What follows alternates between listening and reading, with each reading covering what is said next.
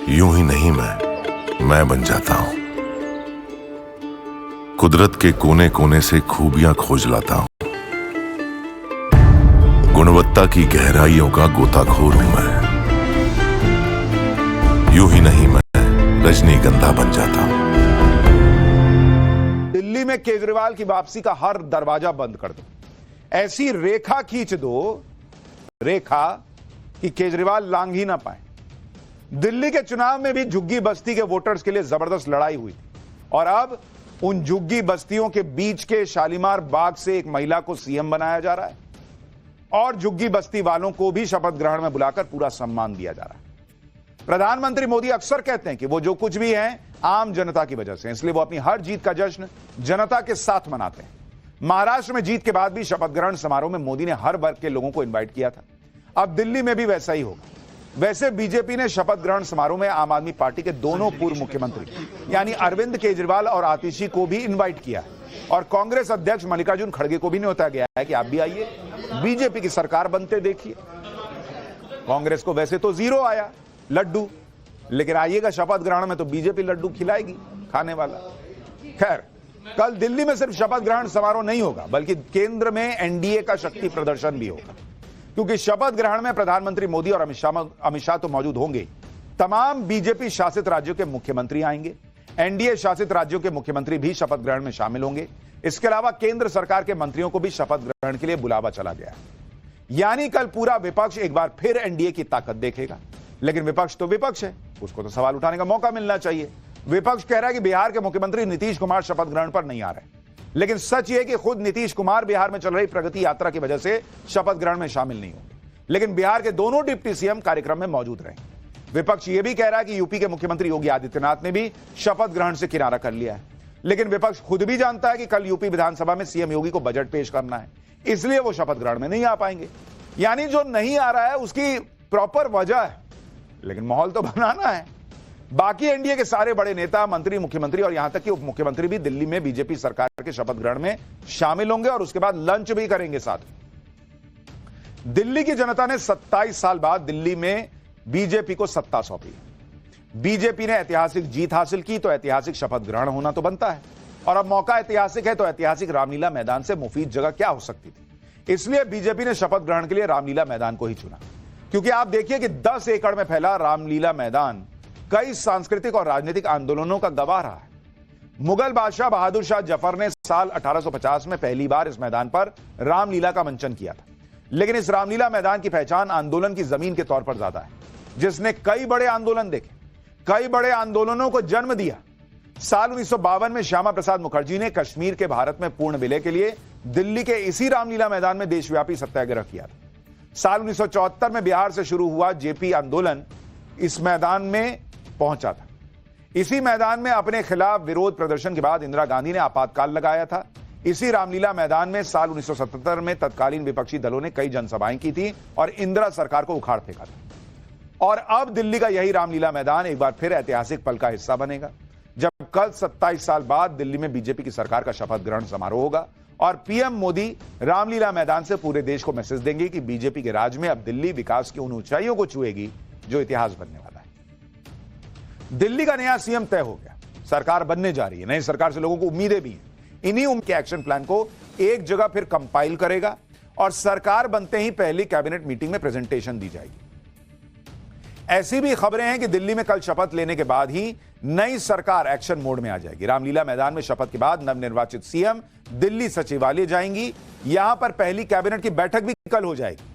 आमतौर पर पहली कैबिनेट बैठक अनौपचारिक होती है, जिसमें मंत्रियों को उनके विभाग के बारे में बताया जाता है, लेकिन माना जा रहा है कि कल होने वाली पहली कैबिनेट बैठक में ही बड़े बड़े फैसलों की फाइल साइन कर दी जाएगी, जिससे यह मैसेज चला जाएगा कि दिल्ली में डबल इंजन तेजी से दौड़ रहा है।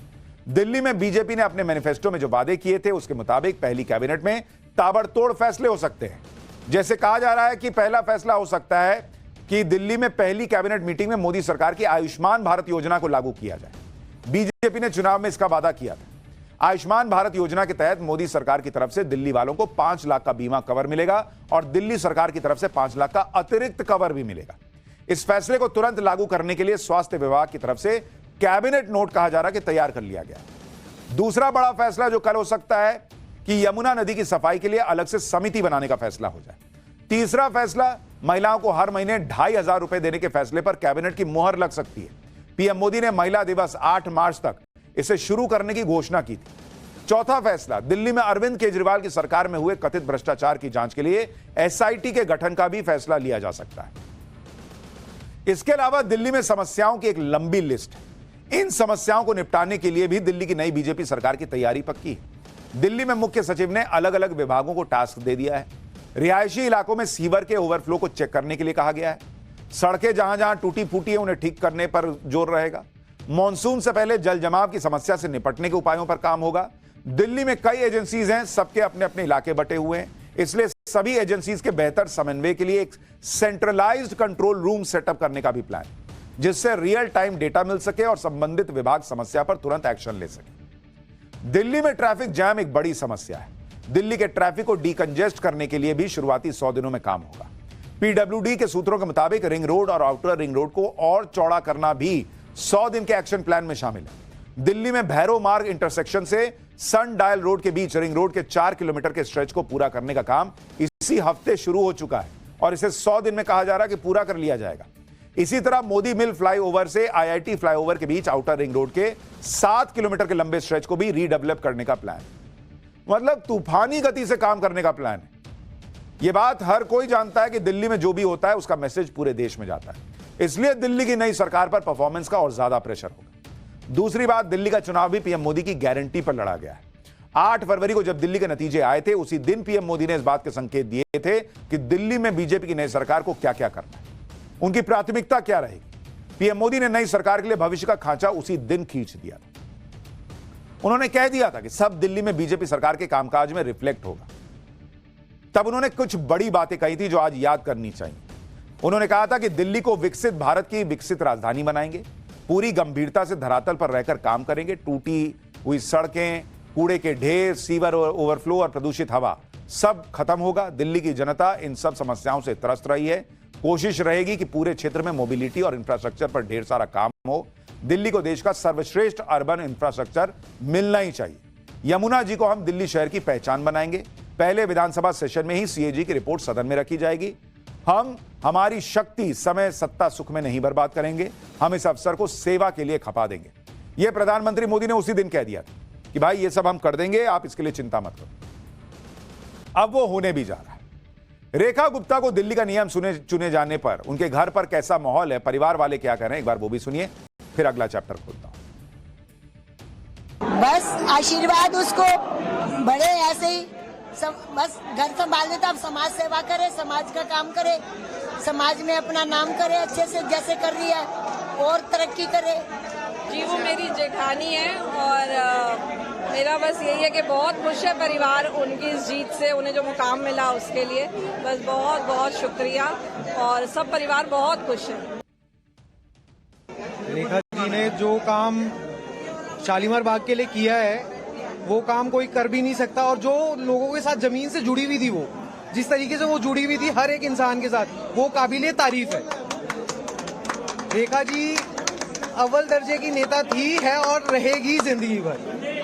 उनकी बहन रेखा गुप्ता ने बहुत मेहनत करी, जिसका फल सबके सामने आज है, और सभी ब्लॉक वासियों ने बहुत सहयोग दिया, जिसका फल सामने है। ये तो वार्ड पार्षद सीधा सीएम बनना बहुत बड़ी छलांग है ये।